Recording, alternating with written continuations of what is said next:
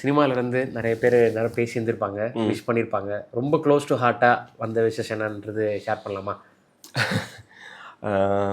ராண்டி sir call பண்ணார். இப்போ தான் நீங்கள் வந்து முடியும் கால் பண்ணார்.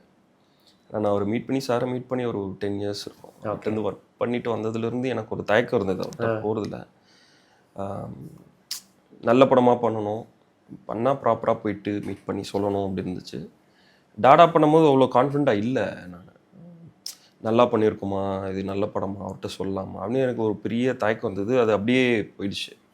இந்த மாதிரி தப்புலாம் பண்ணுவேன் நான் லைஃப்பில். ஸோ அது அப்படியே இருந்துச்சு.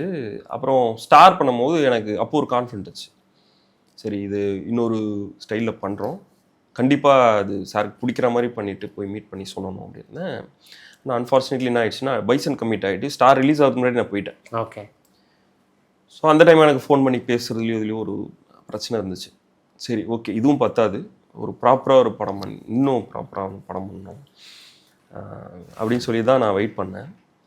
பைசன் பார்த்துட்டு படம் ஷூட்லாம் முடிச்சுட்டு பார்த்துட்டு ஒரு கான்ஃபிடன்ஸ், இது கண்டிப்பாக சாரை கூப்பிடணும், இன்வைட் பண்ணோம், ஷோக்கெலாம் கூப்பிடணும் அப்படின்னு ஒன்று இருந்துச்சு. பட் லாஸ்ட் மினிட்ல பயங்கர ஒர்க்கு மார்னிங்கு நைட்டு அப்படின்னு போயிட்டே இருந்தது.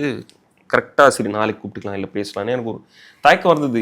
இப்போ என்ன தயக்கம் ஆயிடுச்சுன்னா, ஃபஸ்ட்டு 2 படத்துக்கு கூப்பிடலையே, ஓகே, இதுக்கு எப்படி பேசுறது, இதுக்கு எப்படி சாரி கேட்குறது அப்படின்னு இருந்தேன்.